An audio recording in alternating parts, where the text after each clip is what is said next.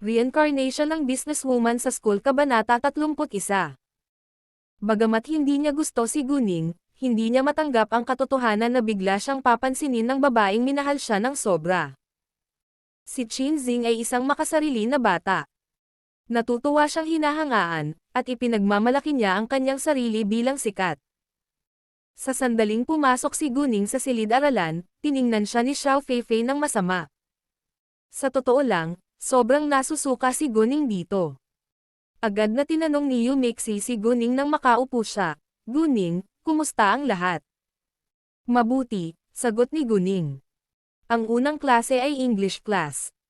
Ang guro ay hindi inaasahang nakahanap ng mali kay Guning. Alam ni Guning na sinadya ito ng guro para sa isang dahilan.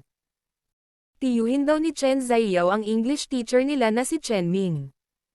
Malamang na sinabihan ni Chen Ziyao si Chen Ming na kunin si Guning. Guning, isalin ang pangungusap na ito sa Ingles, sabi ni Chen Ming. Si Guning ay kilala sa kanyang mahinang Ingles. Sinadya siyang hiniling ni Chen Ming na isalin ang isang buong talata. Kahit na ang mag-aaral na may pinakamataas na antas ng Ingles sa kanilang klase ay hindi magagawa iyon. Kung ang isa ay makapagsalin ng 2 siya ay gagawa ng isang kamangha-manghang trabaho. Kaya, alam ng lahat na sinasadya ni Chen Ming ang paghahanap ng mali kay Guning. Bagamat hindi alam ang dahilan, si Xiao Feifei at ang kanyang mga kaibigan ay natuwa nang makita iyon. Gayunpaman, kalmadong tumayo si Guning nang may kumpiyansa. Isang talata ng tunay na Ingles ang lumabas sa bibig ni Guning, na ikinagulat ng lahat. Kahit si Chen Ming, na guro sa Ingles, ay hindi rin magawa. Si Guning ay mahirap sa Ingles noon, ngunit ngayon, iba na si Guning. Ang Ingles ang kanyang pangalawang wika dahil nakatanggap siya ng pagsasanay sa ibang bansa sa kanyang huling pagkakatawang tao. Sa isang banyagang bansa sa loob ng 10 taon, sapat lang na nakakapagsalita siya ng tunay na Ingles. Kung hindi mo titignan ang mukha niya, mapagkakamalan mong native English speaker siya. Matapos ang pagkabigla, si Xiao Feifei at ang kanyang mga kaibigan ay lubos na nabalisa sa inggit at selos. Bakit? Paano naging napakahusay ng Ingles ni Guning? Si Chen Ming ay nagsuot ng hindi nasisiyahang mukha. Pakiramdam niya ngayon ay pinahiya niya ang kanyang sarili. Sinadya niyang kunin si Guning at manatiling nakarating sa parehong oras. Bagamat hindi siya masaya, kailangan niyang aminin na mas mahusay ang trabaho ni Guning kaysa sa kanya. Kaya, isinuko niya ang kanyang plano pagkatapos na iligtas ang mukha.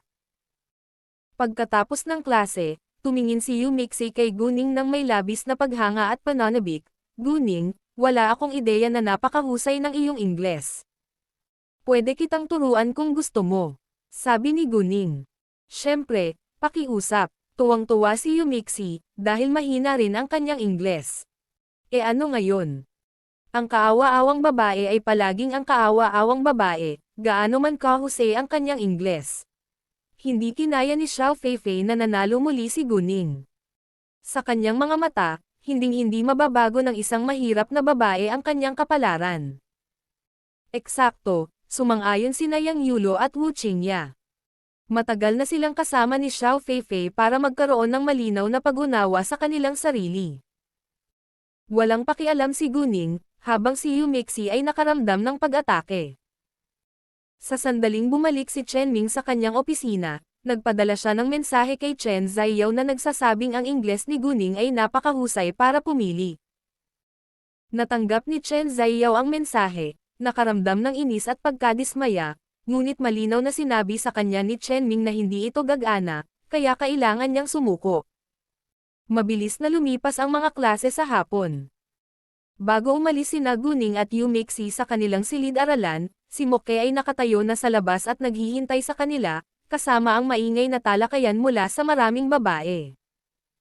Wow, siya si Moke mula sa unang silid-aralan. Bakit siya nandito? Nandito ba siya para sa isang babae sa klase natin? Sino kaya siya? Nagseselos ako. Eksakto, sana nandito siya para sa akin.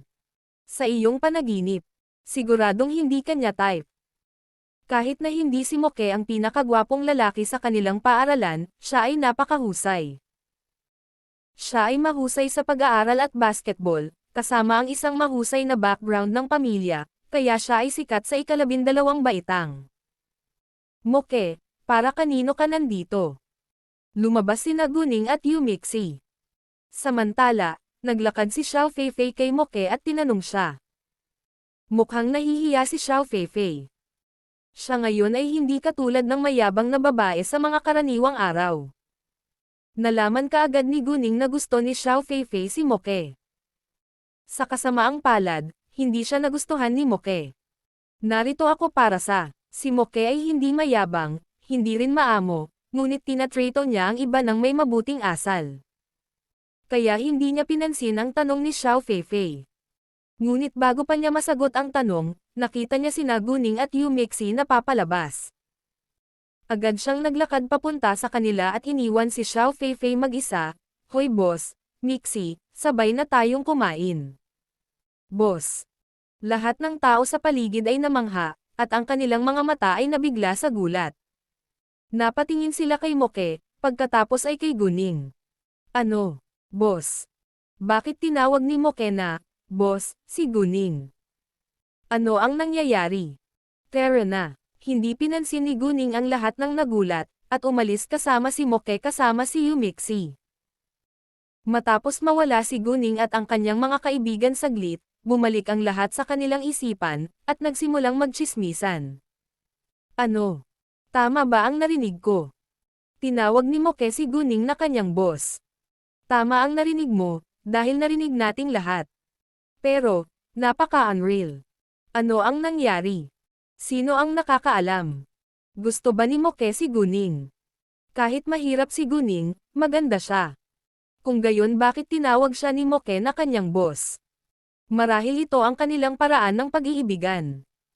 Kasabay nito, si Xiao Feifei ay higit na inis. Galit na sigaw niya sa sarili sa kanyang puso. Sobrang nagustuhan niya si Moke. Bakit si Guning ang pipiliin ng bata? Si Guning ay walang tao. Isa lamang siyang mahirap na babae, at hindi kwalipikadong ikumpara kay Xiao Feifei. Malinaw, naniniwala si Xiao Feifei na hinahangaan ni Moke si Guning. Hindi niya tatanggapin ang katotohanan, at determinado siyang bayaran si Guning. Ngunit, kung sino ang magbabayad nito ay hindi pa rin malinaw na sagot. Malamang na hindi si Guning. Walang pakialam si Guning kung paano magtsismisan ang mga tao. Dumiretso silang tatlo sa ikalawang palapag. Ang pagkain na ito ay nasa Moke din. Medyo hindi komportable si Yumixi, ngunit si Guning ay ganap na kalmado. Sina Qinxing, Zhang Yiming, Fu Mingliang, Gu Xiaoxiao at Chen Zaiyao ay pawang mayayamang bata. Pumunta silang lahat sa private cafeteria para kumain. Nang dumating si Guning at ang kanyang mga kaibigan, nakita ang dalawang grupo. Nang makitang kasama ni Moke si Guning, nagulat si Qinxing at ang kanyang mga kaibigan. Matapos ang pagkabigla, ibinuka ni Zhang Yiming ang kanyang bibig na may matinding disgusto. Moke, bakit mo siya kasama? Ang salitang, kanya, ay binigyang diin ng diskriminasyon. Nang marinig ito, sumimangot si Moke na hindi kasiyahan sa kanyang mga mata. Wala kang kinalaman kung kanino ako kasama. Hindi magiliw na sagot ni Moke. Agad na napasigaw si Fu Mingliang sa pagkagulat, Jesus, gusto mo ba si Guning? Paano ito posible? Siya ay isang mahirap na babae. Hindi kanya makakasama. Tila, naniniwala rin si Fu Mingliang na gusto ni Moke si Guning. Na kung saan, hindi niya nais na itago ang kanyang hindi pagkagusto sa lahat. Tumahimik ka, nena si Moke. Si Guning ang kanyang amo, at isang napakaraming tao sa kanyang puso. Hindi niya matitiis na may ibang umatake sa kanya bago ang kanyang mukha. Malamig na tiningnan ni Moke si Fu Mingliang. Malamang na lumaban siya, Fu Mingliang, kung maglakas loob kang magsabi ng ganyan, bugbugin kita. Matagumpay na ikinairita ni Fu Mingliang ang pag-uugali ni Moke. Galit siyang sumigaw kay Moke, Moke, ano ang nangyayari sa iyo? Gusto mo ba talagang talunin ang iyong mga kapatid para sa babaeng iyon? Ang sigaw ni Fu Mingliang ay umakit sa mga tao sa kanilang paligid. Kawili-wili, tumawa si Moke sa isang sarkastikong paraan, sa totoo lang ayoko makipagkaibigan sa iyo. Isa kang grupo ng mga bully na natutuwa sa kahihiyan ng isang inosenteng kaklase. Umaasa kayong lahat sa inyong mga magulang upang mamuhay ng mayamang maluwalhating buhay. At ipinagmamalaki mo ito. Mahiya ka. Subukan mong maging independent minsan. Inatake silang lahat ni Moke, at nagdulot ng kawalang kasiyahan sa kanila. Mga ad ng pub future. Ibinuka muna ni Chen Ziyao ang kanyang bibig, dahil naaalala pa rin niya na sinampal ni Guning ang kanyang mukha kahapon. Sabi niya, ano bang masama kung tawagin natin siyang kawawang babae? Siya ay isang mahirap na babae. At ano ang masama kung umasa tayo sa ating mga magulang? Dahil lahat tayo ay may mayaman at makapangyarihang pamilya. Eksakto, pinanganak siyang mahirap. Nakakaawa naman. Agad namang sumunod si Gu Xiaoxiao. Moke, paano ka naman? Nagpapatakbo ka ngayon ng isang tindahan ng alahas. Hindi ka ba humingi ng pera sa mga magulang mo? Si Fu Mingliang ay hindi nasisiyahan, at siya ay nagseselos din. Oo, nagseselos siya. Bagamat walang interes si Fu Mingliang sa isang startup at wala siyang intensyon na magtrabaho ng husto, naiinggit pa rin siya sa kumikitang negosyo ni Moke. Hindi niya gustong maging mas mahusay si Moke kaysa sa kanya. Nang malaman ito, nagulat si Guning. Hindi niya inaasahan na magsisimula si Moke ng negosyo sa murang edad. Isang tindahan ng alahas, tila nakatagpo niya ang kanyang kapantay. E ano ngayon? At least pera lang ang naitulong ng pamilya ko, yun lang. Hindi nagpapakita si Moke. Nagsasabi siya ng totoo. Sinuportahan ni Guning si Moke sa kanyang puso.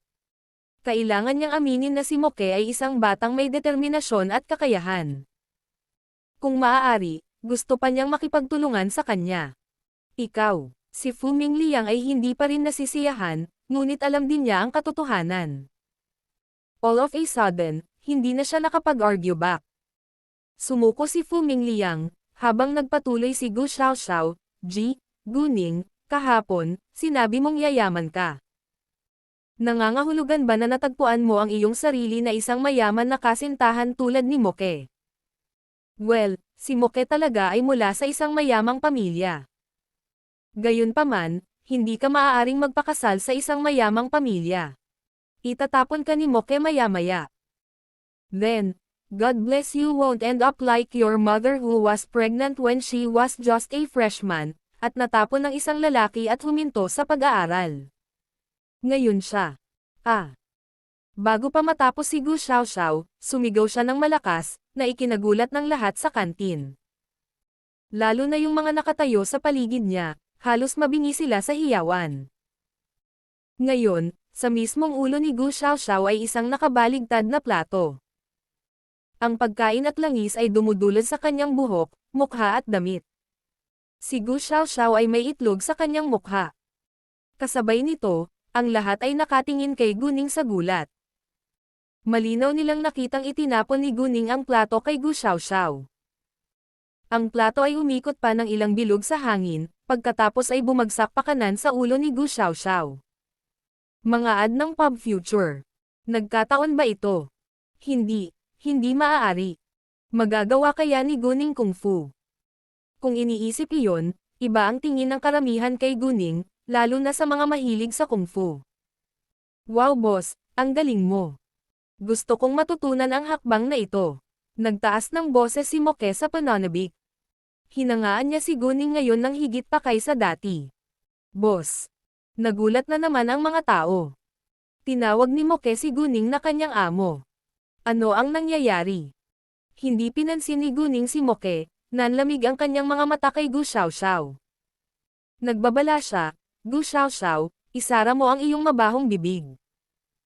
Kung maglakas loob kang magsabi ng isa pang salita para ipahiya ang aking ina, bubugbugin kita sa lupa. What the F***?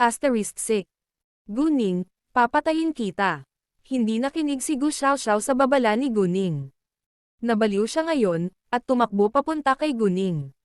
Sabay bagsak ng plato sa ulo niya sa sahig. Ngumisi si Guning. Casual niyang hinayla ang isang mesa malapit sa kanyang harapan. Pagkatapos, diretsyong tumama si Gu Xiaoxiao sa mesa. Nagulat ang mga tao sa ikatlong pagkakataon. Mabigat ang mesa. Paano ito madaling ginalaw ni Guning? Ngayon, naniniwala ang lahat na si Guning ay dapat na isang master ng kung fu. Si Gu Xiaoxiao ay kasintahan ni Qinzing.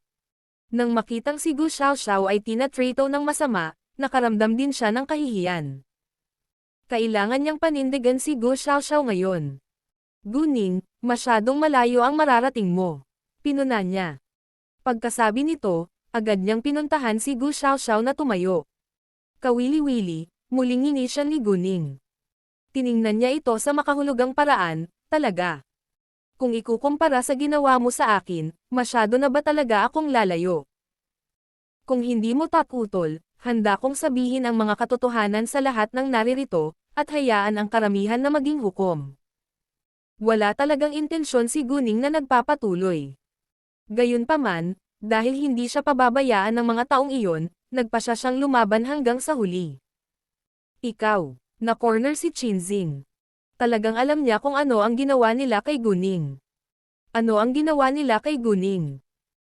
Alam ng lahat ng mga tagaloob kung ano ang itinuturo ni Guning, ngunit ang mga tagalabas na iyon ay lahat ay interesado sa kung ano ang nangyari. Ang mga sulyap ng kuryosidad ay gumagalaw sa pagitan ni Guning, Gu Xiaoxiao at Qinzing.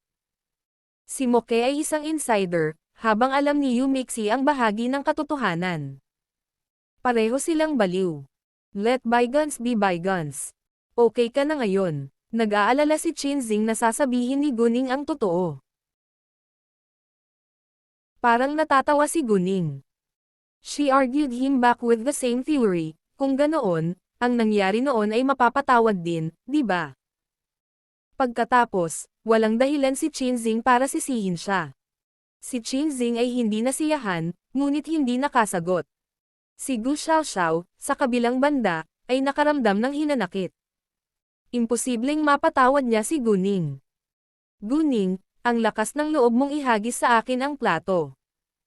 Hinding-hindi ka makakatakas, sinabi ni Gu Xiaoxiao na may halatang galit, na nagpadala ng isang plato sa mesa kay Guning. Nakatayo sila ng sobrang lapit. Walang paraan para pigilan ito. Lahat ay nanonood sa platong lumilipad papunta kay Guning. Kahit noon pa ipinakita lang ni Guning ang kanyang kakayahan, ang iba ay nag-aalala pa rin na hindi makakatakas si Guning palayo sa plato, dahil napakaikli ng distansya. Gayunpaman, bago pa ito makita ng lahat, bam, nabasag na ang plato. Lahat sila ay namangha sa eksenang nasa harapan nila. Hinampas pa ni Guning ang plato, mabilis na lumilipad sa kanya, gamit ang isang kamao. Nabasag ang plato pagkatapos, habang nanatiling pareho ang kamay ni Guning. Wow, banal na kahanga-hangang. Tumingin si Moke kay Guning nang may paghanga. Hindi niya mailarawan kung gaano niya kamahal si Guning ngayon. Nag-acclaim din ang lahat. Ikaw, literal na natakot si Gu Xiaoxiao sa pagkakataong ito. Sabay-sabay siyang humakbang paatras, nakatitig kay Guning nang may takot, na parang nakatingin sa isang halimaw. Paano ito naging posible? Simula noong naging napakalakas ni Guning. Gu Xiaoxiao, binalaan kita kahapon na layuan mo ako. Hindi ka nakinig. Dahil hindi mo ako pababayaan, handa akong magsaya ng kaunti, malamig na sabi ni Guning. Ikaw, si Gu Xiaoxiao ay tila natakot kay Guning. Sumuko na siya sa ngayon, ngunit nakaramdam pa rin siya ng dismaya. Marahas niyang sinabi, Guning, sasabihin ko sa tatay at lola ko na binubuli mo ako. Hahayaan ko si lola na palayasin kayong lahat sa lumang bahay. Gusto ko kayong lahat ay walang tirahan. Si Gu Xiaoxiao ang sentro sa kanyang pamilya. Kung pipilitin niya, malamang susundin ng lola niya ang utos niya. Hindi kami nakatira sa lumang bahay ng libre. Nagbabayad kami ng renta. Maaari tayong manirahan kahit saan natin gusto pagkatapos nating umalis sa lumang bahay. Walang pakialam si Guning. Wala naman siyang planong magtagal pa doon. Kung lilipat sila ngayon sa lumang bahay, siya at si Guman ay mananatili muna sa hotel. Pagbalik niya galing CTG, bibili agad siya ng bagong bahay. Boss, hindi mo kailangang mag-alala. Matutulungan kitang maghanap ng bahay, suportado ni Moke kay Guning. Ikaw, si Gu Xiaoxiao ay higit na naiinis ngayon. Kinagat niya ang kanyang mga ngipin, at sinabing, mabuti, Guning, pumunta tayo at tingnan. Magsisisi ka. Pagkatapos, pinandilatan niya si Guning, tumalikod at umalis. Hindi niya pinansin si Qinzing at iba pang mga kaibigan. Hindi rin nasisiyahan si Chen Ziyao nang makitang nakaligtas si Guning. Pinandilatan din niya si Guning. Sina Qinzing, Zhang Yiming at Fu Mingliang ay lahat ay hindi masaya. Binigyan nila sina Guning at Moke ng isang makahulugang sulyap, pagkatapos ay wala na rin. Nang makaalis na silang lahat, unti-unting naghiwa-hiwalay ang mga tao. Si Guning at ang kanyang mga kaibigan ay nakaramdam ng pagkasuklam sa una, ngunit pagkatapos ay sumaya sa pagkain. Agad na tinawagan ni Gu Xiaoxiao ang kanyang ina pagkaalis nito. Ang ina ni Gu Xiaoxiao, si Lin Liwan, ay isang mapilit na babae na nagmamalasakit sa kanyang sariling anak lamang. Nang marinig na binubuli ang kanyang anak, galit na galit si Lin Liwan. Nagdagdag si Gu Xiaoxiao ng gasolina sa apoy. Sinabi niya sa kanyang ina na si Guning ay nakapulot ng isang mayaman na batang lalaki, nag-asal ng imoral at iba pa. Binaba ni Lin Liwan ang telepono. Agad niyang pinapanta ang driver para sunduin si Gu Xiaoxiao. Pagkatapos ay tinawag niya si Guman para hiyain at sisihin siya ng mahabang panahon. Hiniling ni Lin Liwan kay Guman na hayaan niya si Guning na humingi ng tawad kay Gu Xiaoxiao, kung hindi ito magtatapos. Nagulat si Guman matapos marinig ang nangyari. Hinampas ni Guning si Gu Xiaoxiao ng plato, at sinampal pa siya. Nakita ni Guman na mahirap paniwalaan, ngunit dahil tinawag siya ni Lin Liwan ng personal, maaaring totoo ito. Si Guman, sa parehong oras, ay nag-isip na hindi ito kasing sama ng sinabi ni Lin Liwan. Kahit na natalo ni Guning si Gu Xiaoxiao, tiyak na ginawa niya ito dahil nairita siya ni Gu Xiaoxiao. Kilalang kilala ni Guman si Gu Xiaoxiao. Hindi mabilang na beses nang binubuli ni Gu Xiaoxiao si Guning mula pa noong bata pa siya. Kahit na alam ni Guman na si Guning ay nabuli, hindi niya alam kung paano ito haharapin. Gayunpaman, ang higit na ikinatakot ni Guman ay sinabi ni Lin Liwan na kinuha ni Guning ang isang mayaman na batang lalaki, at kumilos ng imoral. Hindi siya makapaniwala na gagawin iyon ni Guning, ngunit ang mga teenager ay madaling umibig sa pagdadalaga. Talagang nag-aalala si Guman na may nagawang mali si Guning. Sa sandaling ibinaba ni Guman ang tawag mula kay Lin Liwan, tinawagan niya kaagad si Guning. Nang matanggap ni Guning ang tawag ni Guman, kara-rating lang nila sa maliit na kagubatan. Ningning, tinawagan lang ako ng panganay mong tiyahin at sinabing hinampas mo ng plato si Xiaoxiao. Sinampal mo pa siya. Ano ang nangyari? Sinabi rin ng iyong panganay na tiyahin na dapat kang humingi ng tawad kay Xiaoxiao, o hindi ito matatapos, nag-aalalang tanong ni Guman. Nang marinig ito, hindi na nagulat si Guning. Alam niyang gagawin ito ni Gu Xiaoxiao. Nagbato nga ako ng plato sa kanya, pero hindi siya tinamaan. Pasimpleng nakabaligtad ang plato sa kanyang ulo, at wasak ang kanyang buhok, mukha at damit. Iyon lang. Hindi ko rin siya pinalo. Ilang beses na niya akong pinahiya. Ang baligtad na plato ay hindi isang seryosong parusa, sa totoo lang, mahinahong paliwanag ni Guning. Hindi niya akalain na may nagawa siyang mali. At ang pasensya, wala akong ginawang mali, kaya hindi ako hihingi ng tawad. Tumanggi si Guning na humingi ng tawad ng walang pag-aalinlangan. Alam ni Guman na pinalaki ni Lin Liwan ang mga katotohanan. Ngayong narinig ang paliwanag ni Guning, naniwala si Guman na tama siya. Hindi napigilan ni Guman na makaramdam ng sama ng loob pagkatapos niyang malaman ang dahilan kung bakit itinapon ni Guning ang plato. Sinisi niya ang kanyang sarili dahil sa pagiging inutil, kung hindi, ang kanyang anak na babae ay hindi magiging madalas na binubuli. Natural na protektahan ng isang ina ang kanyang anak na babae. Bagamat naisip pa rin ni Guman na sobra na ang ginawa ni Guning sa pamamagitan ng paghagis ng plato, naniniwala siyang walang ginawang mali si Guning. Kaya hindi niya pinilit si Guning na humingi ng tawad. Ningning, a-attend ka na ng college entrance exam. Kailangan mong mag-focus sa iyong pag-aaral. At huwag umibig sa murang edad.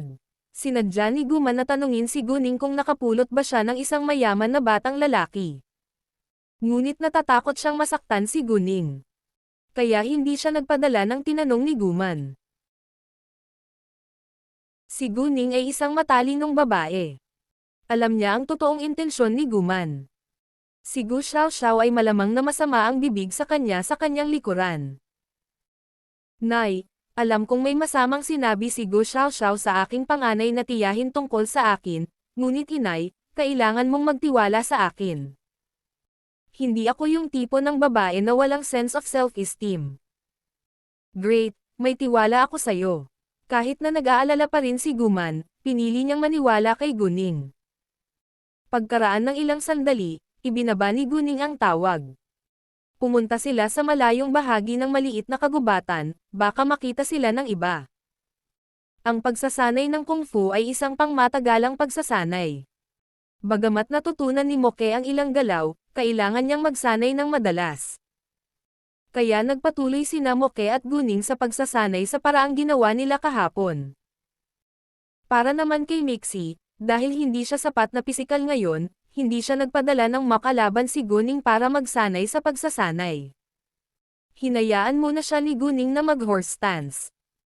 Nang si Guning at ang kanyang mga kaibigan ay nakatuon sa pagsasanay, ang isang post tungkol sa kanya ay nagbangon ng matinding talakayan sa kanilang forum sa paaralan. May kumuha ng video ng nangyari sa kantin at nag-upload nito sa forum.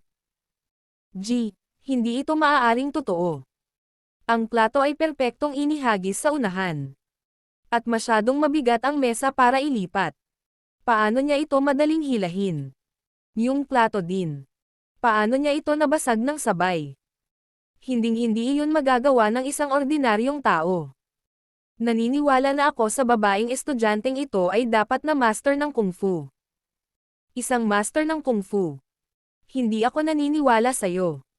Siguradong napakaraming action novel ang nabasa mo, ngunit kailangan kong sabihin na ang babaeng estudyanteng ito ay tahimik.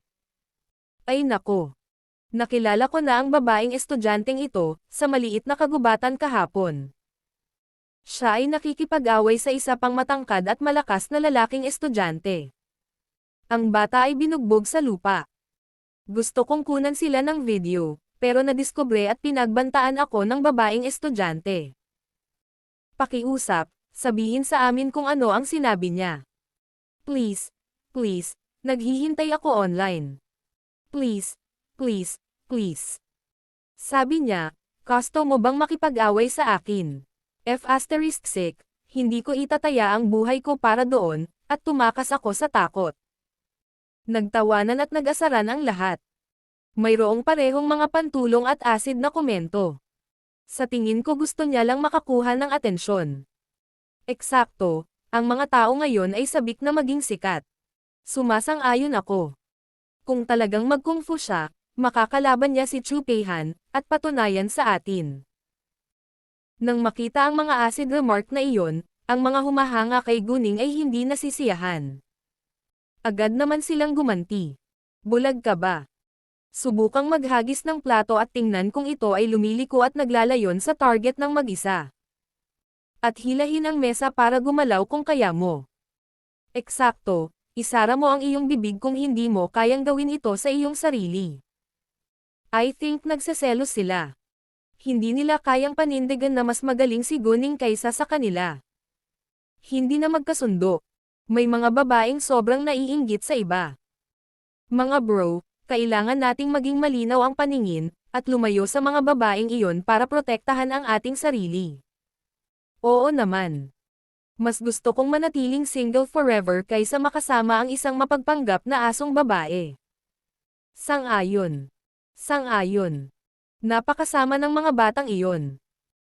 Di nagtagal, nasakop nila ang grupo ng mga batang babae na nagmura kay Guning, ngunit lihim na ginabayan ang galit ng mga babaeng iyon kay Guning. Sa sandaling iyon, isang komento ang nakakuha ng atensyon ng lahat. Ganyan ba talaga siya kalakas? Ako si Hauran, isang senior mula sa ikapitong silid-aralan. Hinahamon ko ngayon itong babaeng estudyante na makipag-away sa akin. Kung sino man ang nakakakilala sa babaeng estudyanteng ito, sabihin sa akin ang tungkol sa kanya. Agad na naging mas matindi ang usapan. Si Hauran, ang senior na estudyante mula sa ikapitong silid-aralan, ay isang kilalang tao sa kanilang paaralan, ngunit kilala siya sa kanyang masamang pag-uugali. Sinalin niya ang kanyang sarili sa mga away at kaguluhan, mas masama pa ang ugali kaysa kay Chu Peihan. Kung wala lang din siyang makapangyarihang background, na-expel din siya sa school. Ngayon, nagkaproblema si Guning. Ang mga pamuna kay Guning noon ay agad na nagdagdag ng panggatong sa apoy. Hindi nagtagal, nalik ang impormasyon ni Guning. Ang sinumang naglik ng impormasyon ni Guning ay dapat na galit sa kanya, at gustong makita siyang nasa panganib. Matapos hamanin ni Hauran si Guning, ang ilan ay nakaramdam ng pag-aalala, ang ilan ay inaabangan ito, at ang ilan ay nasiyahan lamang sa pagbuo ng kanilang kaligayahan sa pagdurusa ng iba. Maraming estudyante ang nagkukumpulan sa labas ng pintuan ng ikaapat na silid-aralan. Hindi nagtagal, sina Qinzing, Zhang Yiming, Fu Mingliang at Chen Zaiyao. Dumating silang lahat para kay Guning. To be exact, nandito sila para kina Hauran at Guning.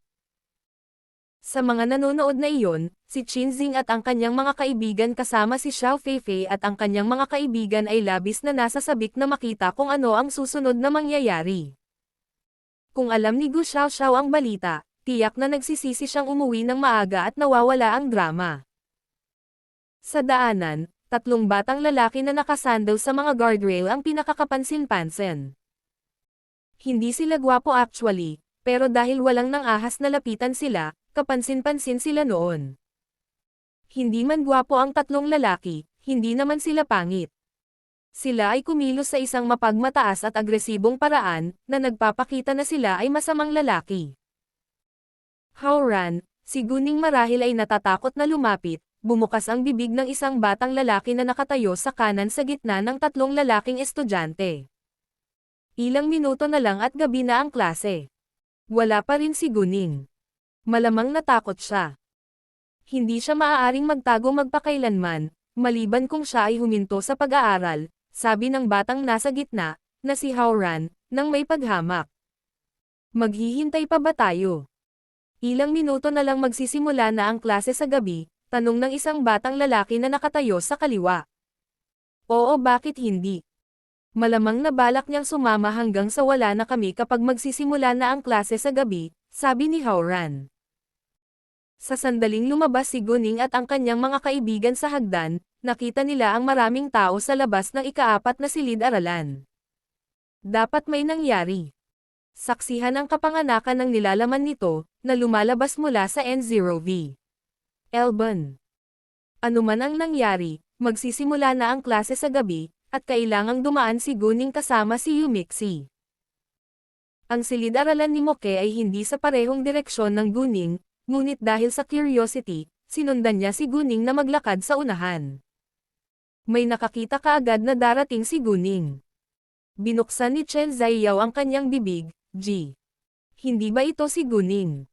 Sinong nagsabing natatakot siya? Siya ay napakahusay. Sinadya ito ni Chen Zaiyao para itulak si Guning sa gitna ng kabuluhan. Kung mas pinupuri niya si Guning, mas magiging malungkot si Hauran. Nang magpakita si Guning, binuksan ni Chen Zaiyao ang kanyang telepono, nagsimulang mag-shoot. Gusto niyang ipadala ang video kay Gu Xiaoxiao pagkatapos nito. Nang marinig iyon, alam ni Guning na hindi sila mabait na tao. Gayunpaman, inakala ni Guning na si Chen Zaiyao at ang kanyang mga kaibigan ay ang mga pumunta rito para guluhin siya. Ikaw si Guning, tama ba? Naglakad si Hauran papunta kay Guning at nagtanong ng may katiyakan. Oo. Anong meron? Mahinahong sumagot si Guning nang may kumpiyansa. Hindi siya natakot. Howran, anong gusto mong gawin? Nang makitang nandito si Howran, naramdaman ni Moke, na sumunod kay Guning, na may mali. Agad siyang humakbang para protektahan si Guning. Wala siyang ideya kung bakit nandito si Howran para kay Guning, ngunit alam niyang narito si Howran hindi dahil kay Chen Ziyao. Nagulat si Howran na protektahan ni Moke si Guning, ngunit nagpatuloy pa rin siya. Nakita ko ang video tungkol sa nangyari sa kantin sa forum ng aming paaralan. Sinasabi ng lahat na makapangyarihan si Guning. Hindi ako sumasang-ayon kahit na. Kaya, narito ako para hamanin si Guning na makipag-away sa akin. Naglakas loob ba siyang tanggapin ang hamon ko? Ano? Nang marinig iyon, nagulat sina Moke at Yumixi. Napatingin silang lahat kay Guning nang may pag-aalala ng sabay-sabay. Si Guning, sa halip, ay nanatiling kalmado. Nandito ang bata para hamanin siya. Ipinagpalagay pa ni Guning na narito siya dahil kay Chen Ziyao. Tahimik na nagmura si Moke sa taong nag-upload ng video. Ang taong iyon ay tila gustong magdulot ng gulo kay Guning. Hindi rin nasisiyahan si Guning, ngunit mas interesado siya kaysa sa takot sa hamon ni Howran. Napakapamilyar ni Guning sa pangalan ni Howran, dahil si Howran ay kasing tanyag ni Chu Peihan sa kanilang paaralan. Madalas siyang nasasangkot sa mga away at kaguluhan, at laging wala sa mga klase. Si Howran ay nakatanggap ng maraming parusa gaya ni Chu Peihan. Ngunit, hindi siya maaaring magkaroon ng mataas na marka tulad ni Chu Peihan.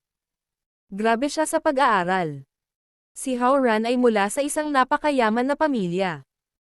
Ang kanyang pamilya ang pangatlo sa pinakamayamang pamilya na may 12 milyong asset sa CTF. Sina Howran, Qin Zixin at Zhang Tianping, silang tatlo ay isang sikat na gang sa kanilang paaralan. Mga ad ng Pub Future. May narinig din si Guning tungkol sa background ni Qin Zixin at Zhang Tianping. Si Qin Zixin ay anak ng mga serbisyo, ngunit hindi alam ni Guning ang posisyon ng kanyang ama. Tungkol naman kay Zhang Tianping, ulila na raw siya. Ang tatlong batang iyon ay naging mabuting magkaibigan sa isang away. Kahit na magkaiba sila ng background, sila ay tunay na matalik na kaibigan. May plano si Guning sa kanyang isipan pagkatapos niyang malaman kung sino ang mga lalaking iyon. Howran, paano mo matatalo ang isang babae? Labis na inis si Moke. Kahit na naniniwala siya sa kakayahan ni Guning, ang tatlong batang ito ay hindi madaling hawakan. Kung siya ay isang ordinaryong babae, maaaring mukhang binubugbog ko siya, ngunit dahil nag-kung-fu siya, maaari tayong matuto sa isa't isa, hindi naisip ni Howran na may mali doon. Oo, kung si Guning ay isang pangkaraniwang babae, hinding-hindi niya ito matatalo, ngunit napatunayan ng video na hindi siya mahina. Ikaw, galit si Moke. Bago siya makapagpatuloy, hamarang si Guning. Paano kung manalo ako, at paano kung matalo ako? Tanong ni Guning. Kung kaya mong manalo, may magagawa ako para sa iyo, pero kung manalo ako, kailangan mong gumawa ng isang bagay para sa amin. Relax, hindi kita hahayaang gumawa ng immoral, sagot ni Howran. Si Howran ay isang batang may prinsipyo. Oo naman, tinanggap ang hamon, ngunit gusto ko ng higit pa sa isang bagay, sabi ni Guning. Namangha ang mga tao sa resulta na tinanggap ni Guning ang hamon at gusto pang magdagdag ng mga chips. Bagamat naniniwala ang lahat na si Guning ay isang tao sa video, si Howran ay kilala sa kanyang natatanging kakayahan sa pakikipaglaban. Walang nag-iisip na mananalo si Guning. Nagtitiwala ba si Guning, o masyadong mataas ang tingin niya sa kanyang sarili? Boss, tawag sa kanya ni Moke na may pag-aalala, ngunit pinigilan siya ni Guning sa isang sulyap. Sabihin mo sakin kung anong gusto mo. Nagulat si Howran na tinanggap ni Guning ang kanyang hamon ng walang pag-aalinlangan. Mas interesado siya ngayon kaysa nagulat sa kalagayan ni Guning. Hindi niya alam kung may tiwala si Guning o mayabang, ngunit pinahahalagahan niya ang saloobin nito. 1 versus 3. Kapag natalo ako, 3 bagay ang gagawin ko para sa inyo. Pero kapag nanalo ako, 3 sa inyo ang dapat tumawag sa akin na boss, at maging loyal sa akin pagkatapos hanggang sa matapos ang entrance exam, maangin na sabi ni Guning. Habang ang iba ay gulat na gulat. Mga ad ng Pub Future. Ano? 1 laban sa 3. Dapat tawagan ng mga natalo ang kanyang amo. Napaka-confident ni Guning. Matapos ang pagkabigla, si Howran at ang kanyang mga kaibigan ay nairita sa mga salita ni Guning. Ito ay isang kahihiyan sa kanila. Paano niya matatawag na boss ang isang babae? Gusto mo maging boss namin? Interesting, nginisyon ni Howran. Eksakto, ano ka ba? Guning, ang pagiging kumpiyansa ay mabuti, ngunit huwag kang maging labis. Nagdagdag ng galit sina Chin Zixan at Zhang Tianping. Alam ko kung sino ako. May tiwala man ako o mayabang, hindi bagay sa iyo.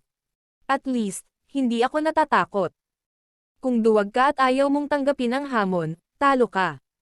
Sinulyapan ni Guning si Howran at ang kanyang mga kaibigan na may halatang provokasyon. Ikaw. Nahiya si Howran at ang kanyang mga kaibigan pagkatapos noon. Ang kanilang dignidad ay hindi nagpapahintulot sa kanila na mag-alinlangan. Mga duwag. Never kaming naging duwag. Tinatanggap ko ang hamon mo. Galit na sagot ni Howran. Si Howran ang palaging gumagawa ng desisyon sa kanila. Dahil tinanggap ni Howran, sumang-ayon ang dalawa pa. Tsaka ayaw din nilang maging duwag. Napakagaling. Tapos magkikita pa tayo ng 1 PM bukas sa maliit na gubat. Sinabi ni Guning ng may kasiyahan, na nagparamdam kay Moke na siya ang may kontrol sa lahat. Well, dapat siyang maniwala kay Guning. Dahil handang tanggapin ni Guning ang hamon, dapat siyang magtiwala na manalo. Pagkatapos ng nangyari noong mga nakaraang araw, alam ni Yu Mixi na hindi na magbabago ang isip ni Guning kapag nakapagdesisyon na siya. Nanatiling tahimik din si Yu Mixi. Kailangan lang niyang maniwala sa kaibigan. Pagkatapos, pumasok si Guning, at pumasok sa loob ng kanyang silid-aralan, naiwan ang lahat. Ngumuso si Howran at ang kanyang mga kaibigan, pagkatapos ay wala na rin. Naghiwa-hiwalay ang mga tao pagkatapos dahil nawala na ang mga pangunahing tungkulin. May isang sulyap ng kasamaan sa mga mata ni Chen Ziyao nang makita niya si Guning na naglalakad palayo. Nakaramdam siya ng pagkadismaya nang nanatiling kalmado si Guning. Kaya mas umaasa siyang matatalo si Guning bukas. Ang masama, mas mabuti. Sina Zhang Yiming at Fu Mingliang ay may parehong iniisip, habang ang damdamin ni Qinzing ay komplikado. Gusto niyang makitang natututo si Guning ng kanyang leksyon, ngunit nakaramdam din siya ng pag-aalala para sa kanya. Nang pumasok si Guning sa silid-aralan, ang kanyang mga kaklase ay tumingin sa kanya ng may pag-aalala, pananabik, ngunit higit na may kasamaan, lalo na si Xiao Feifei at ang kanyang mga kaibigan. Gusto siyang kotsain ni Xiao Feifei, ngunit tumunog ang kampana. Kaya kinailangan niyang isara ang kanyang bibig.